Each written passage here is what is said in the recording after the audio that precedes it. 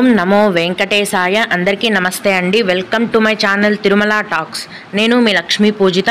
తిరుమల యొక్క డైలీ అప్డేట్స్కి స్వాగతం. తిరుమల దర్శనానికి సంబంధించిన లేటెస్ట్ అప్డేట్స్ కోసం మన ఛానల్ యొక్క టెలిగ్రామ్ గ్రూప్లో జాయిన్ అవ్వగలరు. ఆ గ్రూప్ యొక్క లింక్ అనేది ఈ వీడియో కింద డిస్క్రిప్షన్లో మరియు కామెంట్ సెక్షన్లో ఇవ్వటం జరిగింది. ఈరోజు ఈ వీడియోలో మనం తిరుమల కొండపైన భక్తుల యొక్క రద్దీ ఎలా ఉంది అన్న విషయం గురించి, అలాగే భక్తులు అడిగే దర్శనానికి సంబంధించిన సందేహాలకు సమాధానాలను తెలుసుకుందాం. కనుక వీడియోని చివరి వరకు చూడండి. ముందుగా నిన్న అంటే జూన్ 29వ తేదీన తిరుమలలో స్వామివారిని మొత్తం 66,256 మంది భక్తులు దర్శించుకున్నారు. అందులో స్వామివారికి మొత్తం 30,087 మంది భక్తులు తలనీలాలనైతే సమర్పించారండి. నిన్నటి రోజున తిరుమలలోని శ్రీవారి హుండీ యొక్క ఆదాయం అనేది 3,54,00,000 రూపాయలు. ఈరోజు కూడా ఎటువంటి దర్శనం టికెట్లు లేకుండా నేరుగా భక్తులను ఫ్రీ దర్శనానికి అనుమతిస్తున్నారండి. ఇలా టికెట్స్ లేకుండా నేరుగా వెళ్ళే ఫ్రీ దర్శనానికి ఈరోజు 16 నుంచి 18 గంటల సమయం అనేది పడుతోంది. అలాగే తిరుపతిలో ఇచ్చే సర్వ దర్శనం టికెట్లను తీసుకొని దర్శనానికి వెళ్ళే భక్తులకు దర్శనానికి 5 గంటల సమయం పడుతోంది. 300 రూపాయల దర్శనం వారికి మరియు 500 రూపాయల దర్శనం వారికి దర్శనానికి 4 గంటల సమయం అనేది పడుతోంది. ఈరోజు కూడా చిన్నపిల్లల సుపదం ఇన్ఫాంట్ దర్శనం అనేది ఉందండి. ప్రస్తుతం సుపదం ఇన్ఫాంట్ దర్శనానికి 1 గంట సమయం, అలాగే విఐపి దర్శనానికి కూడా 1 గంట సమయం అనేది పడుతోంది. ఇక ఈరోజు శనివారం కాబట్టి తిరుమల కొండపైన భక్తుల యొక్క రద్దీ అనేది అలాగే కొనసాగుతోందండి. అంటే ఫ్రీ దర్శనానికి అన్ని కంపార్ట్మెంట్లు కూడా నిండిపోయాయి. ఫ్రీ దర్శనం అంటే టికెట్స్ లేని దర్శనం అండి. ఇలా టికెట్స్ లేకుండా నేరుగా వెళ్ళే ఫ్రీ దర్శనంకి నిన్నలాగే ఈరోజు కూడా 16 నుంచి 18 గంటల సమయం అనేది పడుతోంది. ఇక సర్వదర్శనంకి 5 గంటలు, 300 మరియు 500 రూపాయల దర్శనానికి 4 గంటల సమయం పడుతోంది. అంటే మొత్తం మీద ఈరోజు భక్తుల యొక్క రద్దీ అనేది అటు ఎక్కువగానూ లేదు మరియు తక్కువగానే లేదు, మధ్యమంగా సాధారణంగా కొనసాగుతోంది. కనుక అందరూ కూడా స్వామివారి దర్శనానికి వెళ్ళి దర్శనం చేసుకోవచ్చు. ఇప్పుడు భక్తులు అడిగే కొన్ని ముఖ్యమైన దర్శనానికి సంబంధించిన వివరాలను తెలుసుకుందామండి.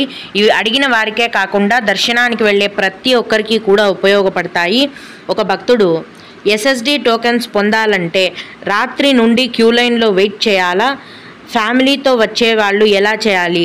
ఒకరు వెళ్ళి టోకెన్స్ తీసుకోవచ్చా లేక అందరూ ఉండాలా అని అడిగారండి.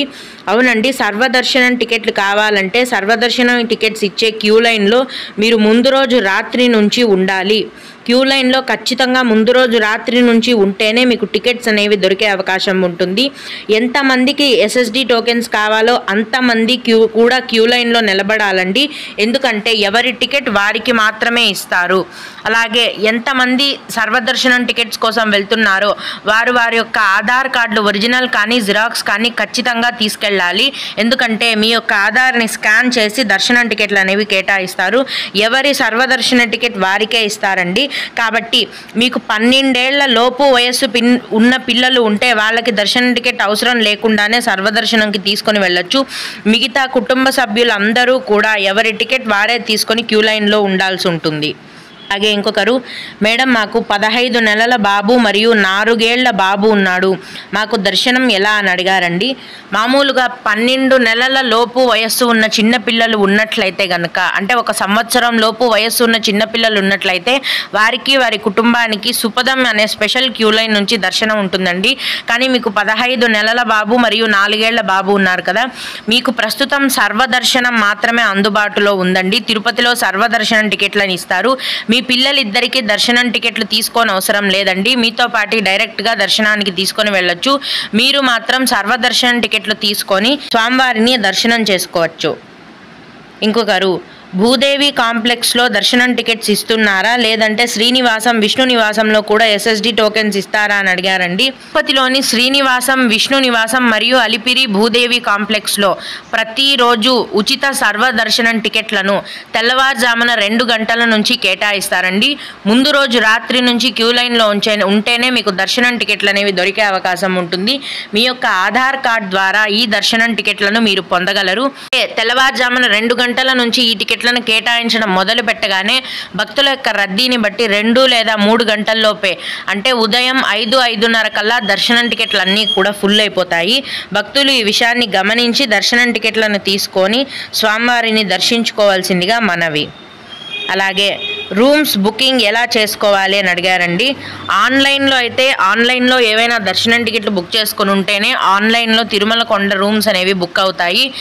అయితే దర్శనం టికెట్లు బుక్ చేసుకోలేకపోతే తిరుమల కొండపైన CRO ఆఫీస్లో ప్రతిరోజు ఉదయం 4 గంటల నుంచి ఉదయం 11 గంటల వరకు రూమ్స్ అనేవి కేటాయిస్తారండి. ఈ రూమ్స్ యొక్క కాస్ట్ అనేది 50 రూపాయల నుంచి మొదలవుతుంది. మీ యొక్క ఆధార్ కార్డ్ ద్వారా ఈ రూమ్స్ని మీరు తీసుకోగలరు. సింగిల్గా ఒక పర్సన్ వెళ్తే రూమ్ అనేది ఇవ్వరు. 2 నుంచి ఇంకా ఎంతమందికైనా రూమ్ అనేది కేటాయిస్తారు. అలాగే రూమ్స్లో ఉన్న సౌకర్యాలను బట్టి మీకు రూమ్స్ కాస్ట్ అనేది పెరుగుతూ ఉంటుంది. అంటే నార్మల్ రూమ్ అయితే 50 రూపీస్ 100 రూపీస్ ఉంటుందండి.